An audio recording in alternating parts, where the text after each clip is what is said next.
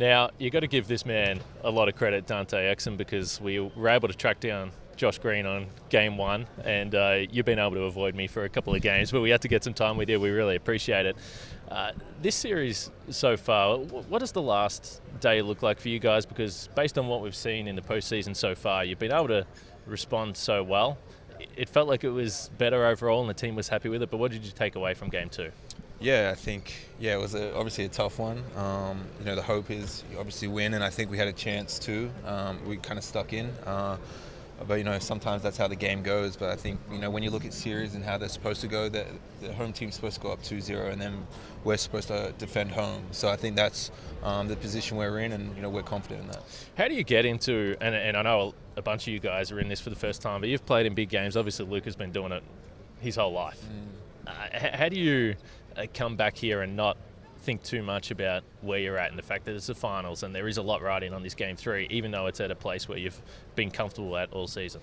Yeah, I think it's just the comfort factor. At the end of the day, it's just playing a game of basketball, and no matter where we are, it's just about doing what we know that we can do, and being confident in that. And I think having the first two games and kind of seeing where we're at and just adjusting, I think we've been doing well in adjusting throughout the whole playoffs, and I think game three is going to be no different. So everyone wants to pick apart different numbers and look at specific areas, and for you guys obviously it's 3-pointers and also the lob game, but right now you're 8 for 29 on uncontested threes. Is it too simple to look at a number like that and say, okay, well, that's clearly where things can get better? Yeah, there's so many factors that go into numbers like that, but I think at the end of the day, it's just about hitting shots. It's who's going to hit the shots in the day, and that's something that we know we have to do, and we're going to be focused. And I think the biggest factor to that is that we are getting uncontested shots. We're getting the shots that we want to. It's just a matter of hitting them. What about for you? The minutes were up in game two. Obviously, you hit that three from just a typical now ridiculous Luka pass, but how have you found yourself working your way into your first NBA Finals? Yeah, I think obviously it's a long series. I think that's the most important part, and there's going to be a lot of ups and downs, but as long as I can come in and bring a energy, bring a spark, and that's what I'm going to try and do, and shoot open shots when I get them.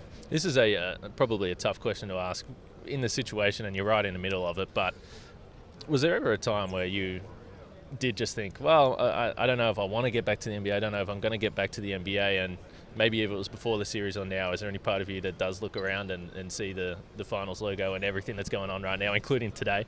Yeah, no, I think it became real first game in Boston.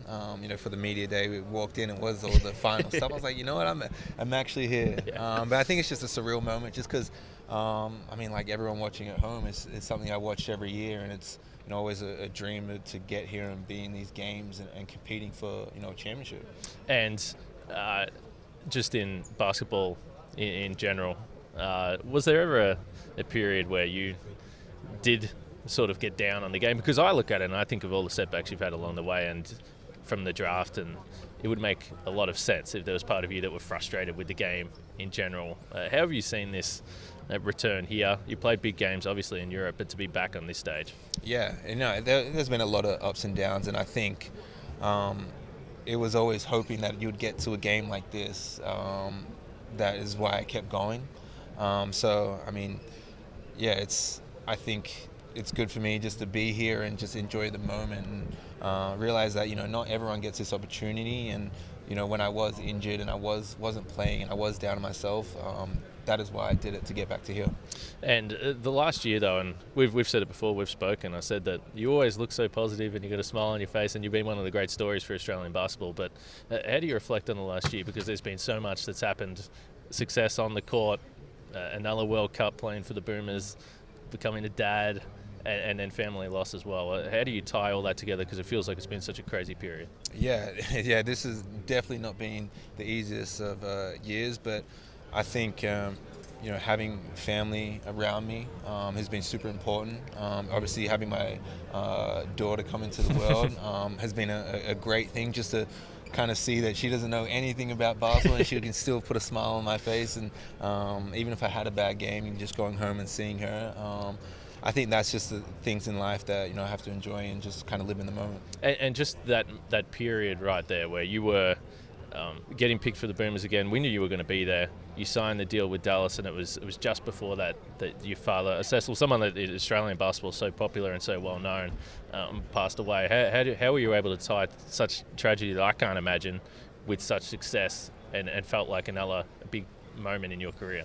Yeah, it wasn't easy at all. I think for me, I didn't want to play the World Cup. Yeah. It was hard for me. I think even just this whole season and even being here, my dad would be here cheering me on. He would have been here for the whole playoffs, to every game. So I think that's just something I've had to adjust to, and having family around. My family's flown in for these games.